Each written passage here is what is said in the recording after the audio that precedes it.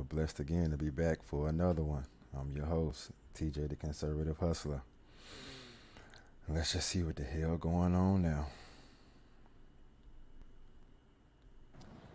Yeah, Eric, Janet Alexander was 69 when she was charged with stabbing her husband to death. Today, she is 72. The 6-day trial ended yesterday here at the Harris County Criminal Justice Center with a not guilty verdict. She has always said she killed her husband in self-defense after decades of abuse, and a jury agreed. Alexander, who now uses a walker. Aw, look at that. Y'all better keep your hands off them ladies. I keep telling y'all. Acquitted yesterday at the Harris County Criminal Justice Center, the jury finding her not guilty. It was April of 2018 when she told police that she took a knife away from her husband, Lionel Alexander, and stabbed him in self-defense. There had been a history of domestic violence calls at the home, said HPD. An autopsy, though, revealed her husband was stabbed 89 times.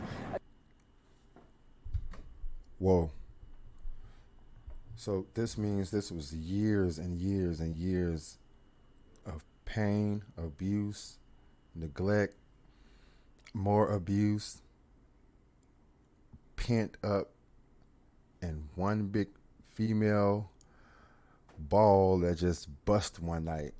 And that's what happens.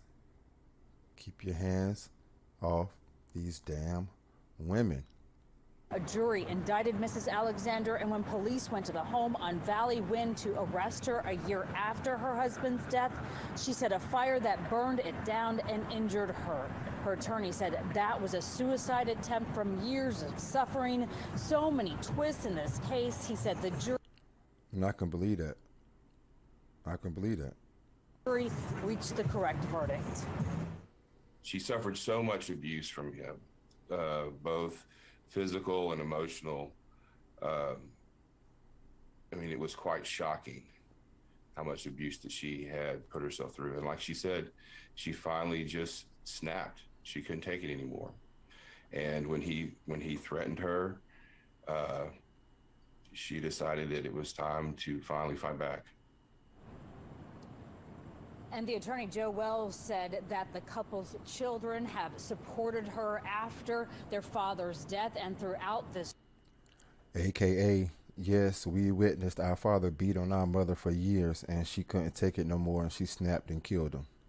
Trial, and that afterward, members of the jury told the defense team that they were surprised she hadn't fought back. Wow. They want police around for that? Huh? You want police around for that? 89 times. That was just outrage. That was so many years of,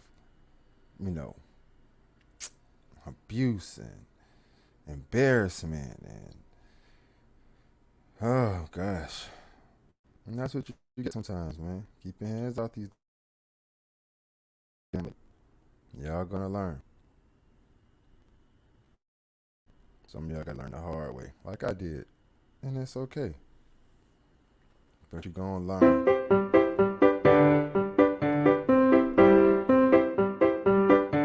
A South Georgia man coming to his neighbor's call for help during a home invasion is shot and killed. This is according to the Lowndes County Sheriff's Office. WLB News 10's Jennifer Moore John joins us live now. Don't let that go over your head. The neighbor is going to help his neighbor because animal thugs are doing a home invasion. Then you get shot and killed before the holidays. Now your family is grieving and mourning, and their life is upside down forever. There you go. Now, with the terrifying moments. Jim, terrifying indeed. We learned a woman who lives in that home was able to get in the closet and call her neighbor for help, all while the 4 suspects were inside that home, and that's according to deputies. Say 2 men, a woman, and a child were there in the Whitewater Road mobile home. There's no word on how old the child is or if the people in the home knew the suspects. This happened around 3:30 Sunday afternoon. While his name isn't being released yet while family is being notified, we're told the 44-year-old neighbor came over with a pistol when he was shot and killed outside the home. The teens then took off, where deputies say a witness followed them and gave them the description of the car they were in. About 20 minutes later, they were arrested on Madison Highway. 4 now face murder charges, including... There it is. Throw your life away for what? For nothing. Healthy, able-bodied, committing, and I got a special hate in my heart for home invasions. So I hope they get the max on top of the max. Including 17-year-old Jeremy Tucker and 17-year-old Deshaun Ramsey. The sheriff's office says state law bars them from releasing the names and photos of the 2 others. We know they're both 16-year-old boys. All 4 are from Valdosta. I was asked to leave the property when I went by the home Monday. Neighbors I spoke to didn't want to appear on camera, but tell me they were surprised when they found out. They say they didn't hear anything, just saw heavy police activity in the area. We will continue to follow this story and bring you updates. In Valdosta, Jennifer Moore-John, Think you can move to a little country town like Valdosta? Nope. Animal thugs doing home invasions there, and you don't want police around for that? Oh, you gonna be the neighbor to run over to stop the home invasion? So you can get shot and killed? I ain't think so. Talking all this crazy shit. Then when it comes to your friend, where around? I know what you be doing. Be in the house getting ready to call the police. That's what you'll be doing. See that?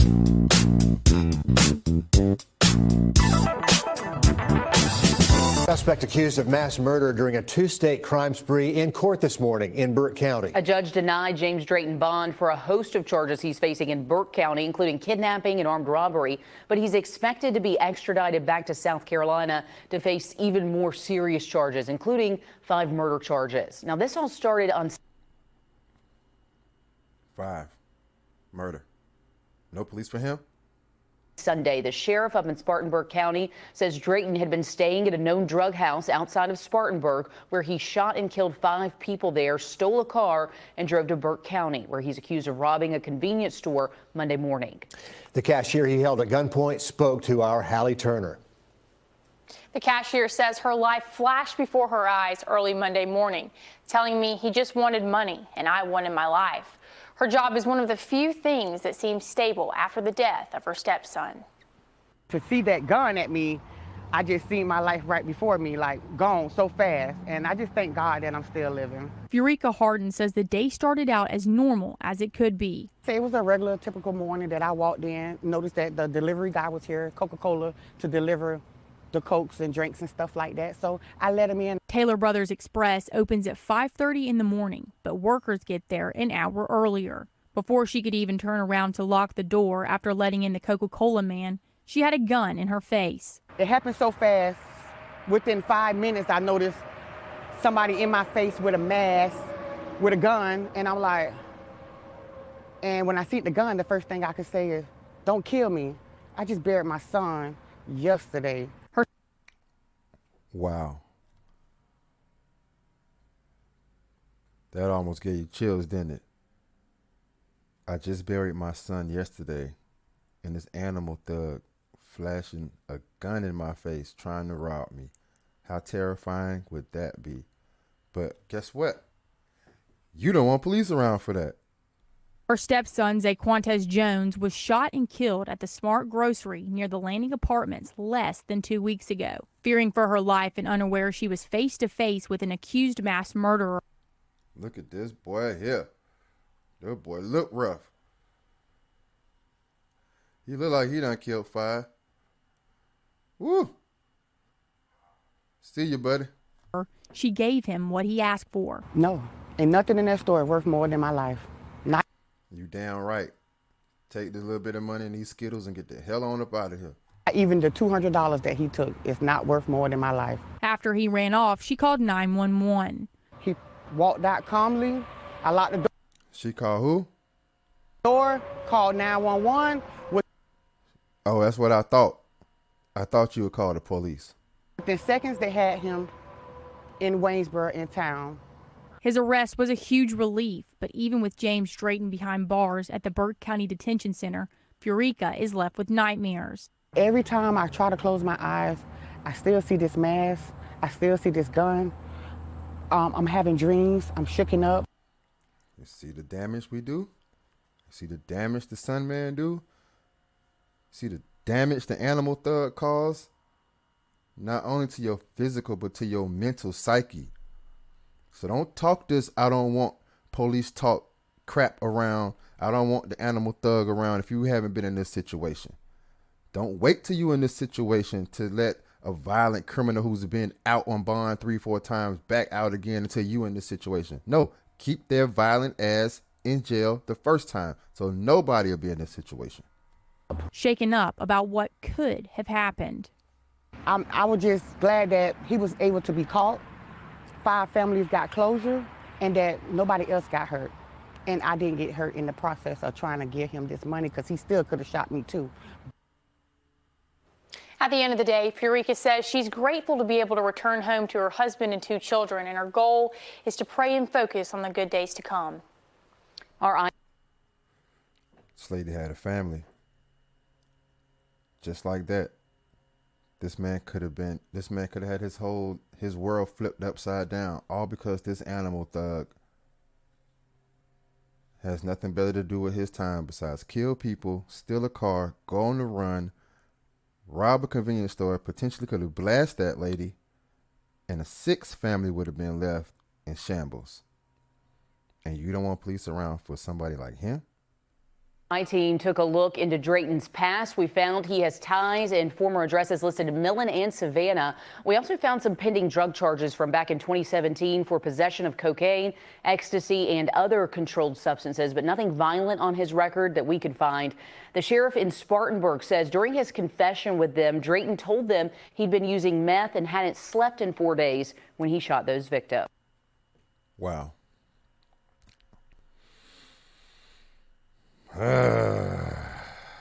Wow.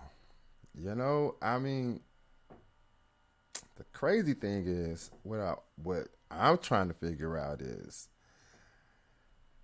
you know, violent criminals, when they come out, right, after not getting any kind of, you know, punishment or anything, they're going to do more violent crime. Okay? So, we have a knucklehead who killed 5 people, flashed a gun in a lady's face. And if I'm the Uncle Tom Coon sellout for calling it out, what the hell are they?